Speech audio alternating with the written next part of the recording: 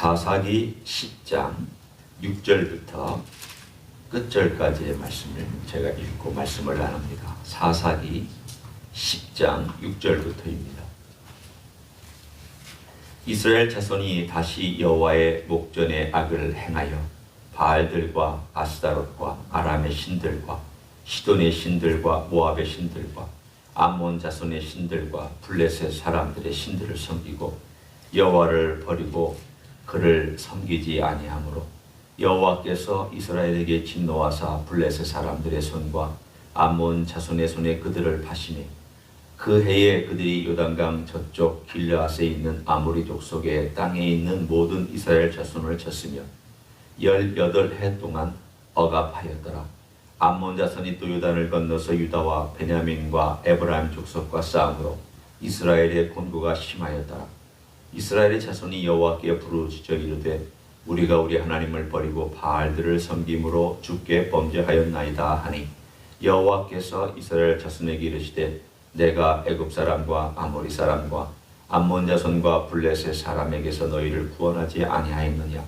또 시돈 사람과 아말렉 사람과 마온 사람이 너희를 압제할 때에 너희가 내게 부르짖음으로 내가 너희를 그들의 손에서 구원하였거늘 너희가 나를 버리고 다른 신들을 섬기니 그러므로 내가 다시는 너희를 구원하지 아니하리라.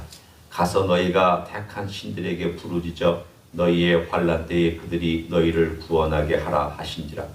이스라엘 자손이 여호와께 여쭈어 우리가 범죄하였사오니 주께서 보시기에 좋은 대로 우리에게 행하시려니와 오직 주께 구하옵나니 오늘 우리를 건져 내옵소서 하고 자기 가운데에서 이방 신들을 제하여 버리고 여호와를 섬김에 여호와께서 이스라엘의 곤고로 말미암아 마음에 근심하시니라. 그때 암몬 자손이 모여서 길르앗의 진을 쳤으므로 이스라엘 자손도 모여서 미스바의 진을 치고 길르앗 백성과 방백들이 서로 이르되 누가 먼저 나가서 암몬 자손과 싸움을 시작하랴. 그가 길르앗 모든 주민의 머리가 되리라 하니라. 아멘. 오늘 이 사사기 10장은 11장에 입다라고 하는 사사가 등장하기 전에 어떠한 환경이었는지를 먼저 우리들에게 설명하고 있습니다.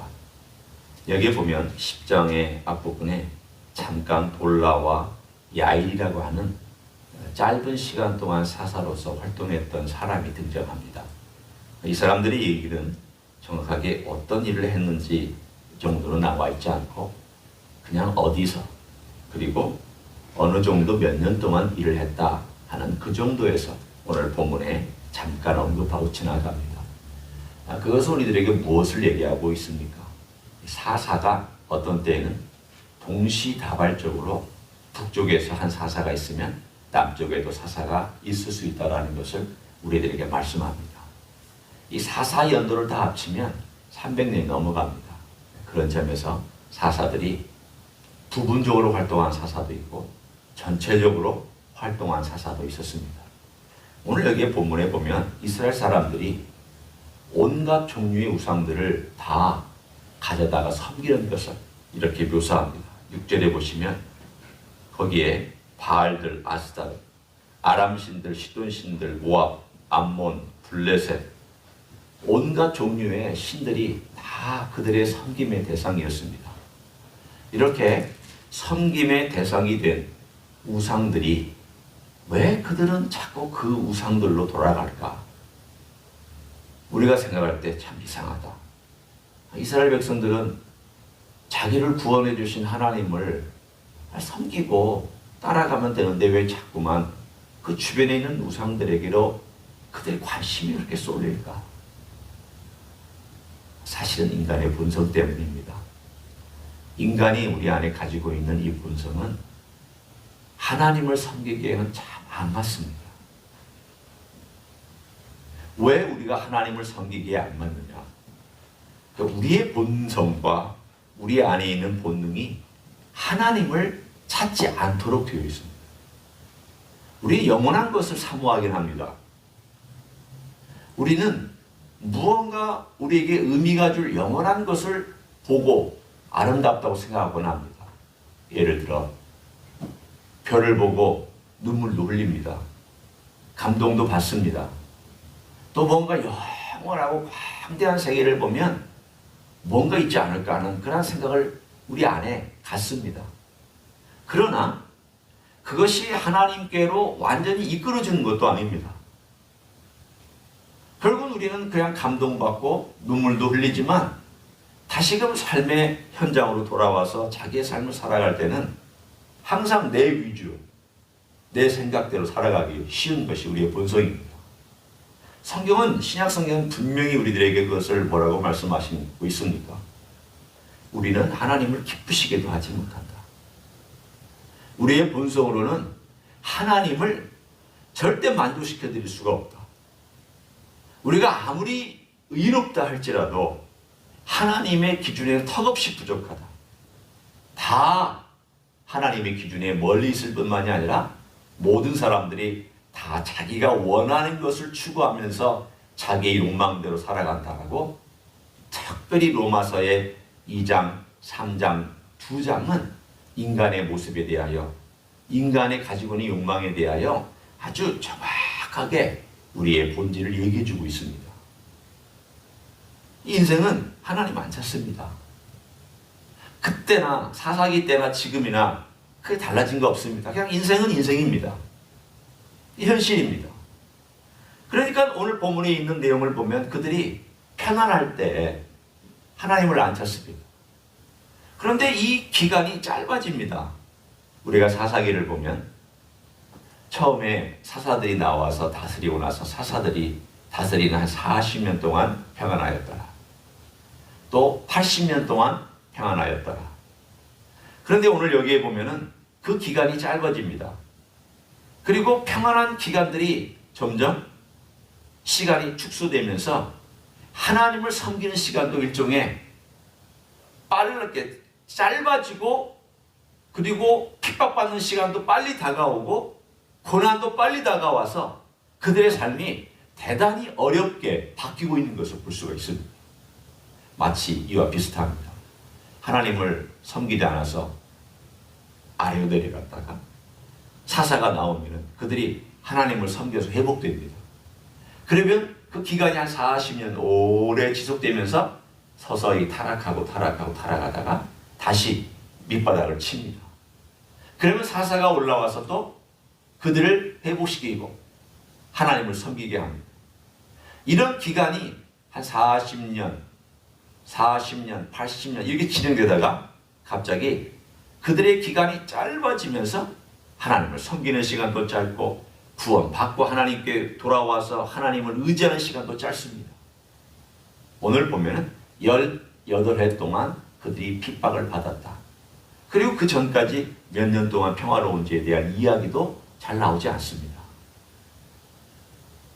하나님께서 18년 동안 그들을 블레셋 사람과 암몬 사람의 압자에 놓아 주셨습니다. 참 하나님 마음이 아프셨을 것 같습니다. 생각해 보십시오. 여러분 자녀가 있는데 자녀가 자기 하고 싶은 대로 돌아다닙니다. 뭐 큰 말들을 하든 하지 않든 부모의 마음을 아프게 할 때가 있습니다. 부모는 마음도 아프고 또 화도 납니다. 그렇다고 자식을, 이제는 큰 자식은 마음대로 할 수도 없습니다. 그러면 일단은 거리를 두고 뒤로 한 발짝 물러나서 놔둬야 됩니다. 스스로 깨닫고 스스로 돌아올 때까지 기다려줘야 하고, 또 필요하다면 도움도 줘야 됩니다. 하나님 입장을 생각해 보십시오. 지금 이스라엘 사람들이 자식이고 하나님은 하나님 아버지요 하나님 부모라고 생각해 보십시오. 그러면 부모인 하나님의 입장에서 자식이 말을 안 듣고 자기 마음대로 걸어갈 때에 그 마음이 속상합니다. 그렇지만 놔둡니다. 어느 때까지 놔두냐? 바로 그들이 고통 가운데서 하나님을 찾을 때까지 놔둡니다. 그러니까 고통이 와야 그때서 어떤 힘들고 어려운 과정이 있거나 혹은 무언가 자기 삶을 탁 하고 치는 그때가 돼야 그제서야 하나님을 찾기 시작을 합니다. 그게 18년이 걸렸습니다. 참 많이 걸렸습니다. 아니 하나님께서 어려움을 주시면 금방 돌아와야 되는데 18년 동안 계속 괴롭힘을 당하고 어려움을 당하고 힘듦을 당하고 그리고 핍박을 당하고 나서 18년이 지나서야 하나님 우리가 좀 잘못했습니다. 오늘 여기 보면 그래도 이 자녀가 된 이스라엘이 하나님 아버지 앞에 돌아와서 다른 사사기에서 볼 수 없는 사건이 등장합니다. 그들이 스스로 하나님께 찾아옵니다. 아직 사사가 일어나지 않았습니다. 사사 이야기는 11장의 이야기입니다. 그런데도 그들이 어떻게 찾아왔는지 아마 하나님의 전인 실로에 찾아왔을 것입니다. 그리고 하나님께 간구를 드립니다. 하나님, 저희가 잘못했습니다. 저희가 하나님을 버렸습니다. 자기 입술로 고백합니다. 여기 보면 누가 시켜서 한 것도 아닌데 드디어 18년 만에 찾아와서 하나님 아버지 앞에 도와달라고 외칩니다. 하나님께서 마음이 갈등이 생기셨습니다. 하나님의 마음을 읽어봅니다. 한번 보십시오. 내가 너희를 구원했다. 역사를 봐라. 내가 이런 사람 저런 사람들에게서 너희를 구원했다. 그게 11절 12절의 이야기입니다. 13절 너희가 그러니 나를 버리고 다른 신을 섬겼다. 그러므로 내가 다시는 너희를 구원하지 아니하리라. 하나님의 이 첫 번째 마음입니다. 요 구절이 하나님이 이중적인 마음이 오늘 여기에 겹쳐서 나타납니다. 첫 번째 마음은 이런 표현입니다. 나 너 구원하고 싶지 않아. 내가 너 구원해 놓으면 또 조금 있다가 이방 신에게로 달려갈 텐데 나 너 구원하고 싶지 않아. 그게 한편의 하나님의 마음이고, 두 번째 마음은 오늘 여기에 그들이 그래서 계속 그래도 기도하니까 16절에 여호와께서 이스라엘의 권고로 말미암아 마음에 근심하시니라. 왜 근심하셨습니까? 사랑하니까. 사랑하지 않으면 근심 안 합니다. 관심이 없으면 아예 쳐다보지도 않습니다. 하나님은 18년 동안 침묵을 지키시면서 그들이 고난 가운데서 있을 때에도 관심 있게 보셨습니다. 저들이 언제 내게 부르짖을까? 그리고 18년이 지난 다음에 그들이 하나님께 찾아와서 하나님께 부르짖습니다. 사사기 어디도 나오지 아니한 특이하게 자발적으로 걸어와서 하나님을 찾습니다. 그러자 하나님께서 두 마음이 있습니다. 한쪽으로는 나 너희들 구원하고 싶지 않아. 구원하면 또 돌아갈 텐데. 또 한쪽으로는 너희를 나를 찾으니 너희를 구원해 줘야지. 어디 가서 너희들이 구원을 받겠느냐. 불쌍하다. 이 두 가지 마음이 꼭 자식을 볼 때의 마음하고 비슷한 마음이 오늘 이 10장에 나와 있습니다. 하나님은 사랑이시기 때문에 그들을 보시면서 또 자기 백성 아브라함과 언약을 생각하시고 이삭과 야곱과의 언약을 생각하셔서 그 언약을 생각하면 구해 주셔야 되고, 그런데 그들의 행위를 보면 구해 주면 또 멀리 달아갈 것 같고, 평안을 주면 또 저 멀리 도망가서 자기 원하는 대로 삶을 살 것 같은 이러한 그 안타까운 하나님의 마음, 이게 오늘 10장에 하나님의 마음의 갈등으로 나타나고 있습니다. 이것이 하나님께서 우리를 지난 세월 동안 바라보셨고 우리를 대하신 마음이 아닐까라고 생각해 보았습니다. 나를 향하여서도 주님이 이러셨을 것이다. 아마도 내가 주님을 좀 더 반짝하고 힘들고 어려울 때 주님 도와달라고, 주님 베풀어 달라고, 은혜를 달라고 바짝 기도할 때 주님께서 도와주시고 개입해 주셨죠. 그래서 좀 문제가 없어지고 문제가 평안해지면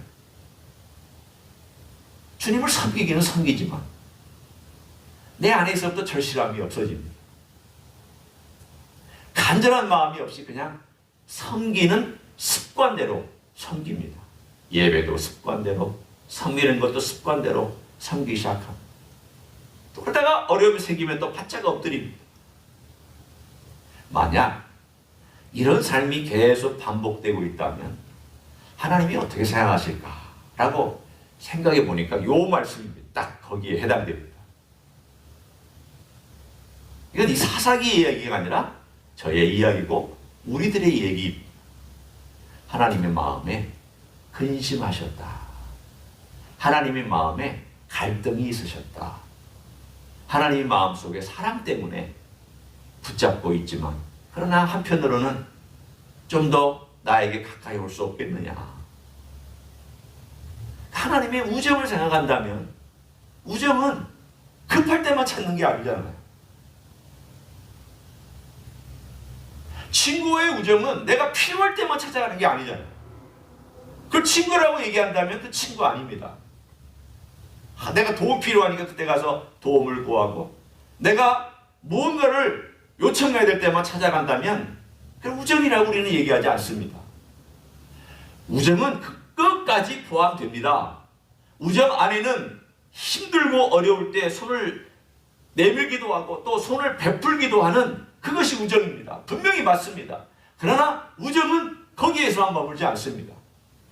좋을 때도 나눌 수 있고 사랑도 나누고 시간도 나누고 같이 교제하면서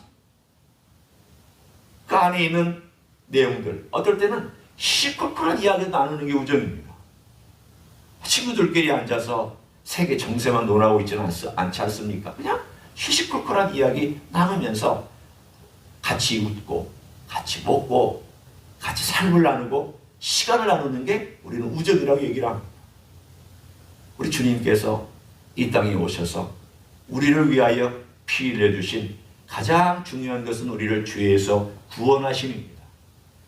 그러나 거기에만 머물지 아니하시고 우리를 죄에서 구원하신 다음 하나님 백성을 만드셔서 우리와 함께 교제하기를 원하시는데 그래서 성경은 그것을 우정이라고도 얘기하지만 맏아들이 되셨다라고도 얘기를 합니다. 맏아들이라고 하는 것은 첫 번째 아들이라는 내용입니다. 그러면 첫 번째 자녀요 하나님의 아들이라는 얘기는 두 번째, 세 번째, 네 번째 그 아래에 식구들이 있다는 뜻이고 형제들이 있다는 뜻입니다. 예수님의 형제들, 예수님과 함께하는 식구들이라는 그런 내용이 있습니다. 그 식구들과 함께 예수님이 하시고 싶은 것이 무엇일까?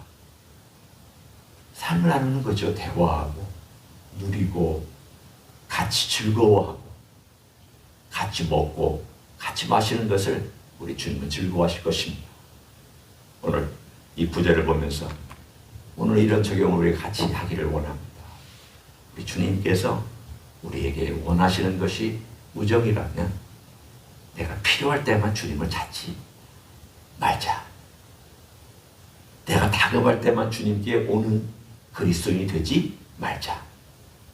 그것도 하지만 매일매일 삶 가운데서 우리 주님을 만나고 주님 찾고 교제하고 주님의 이름 부르고 주님과 함께 걸어가는 그러한 우정의 삶을 오늘 하루도 연습하시고 살아가는 여러분 되시기를 예수님의 이름으로 간절히 축원합니다. 기도하시겠습니다.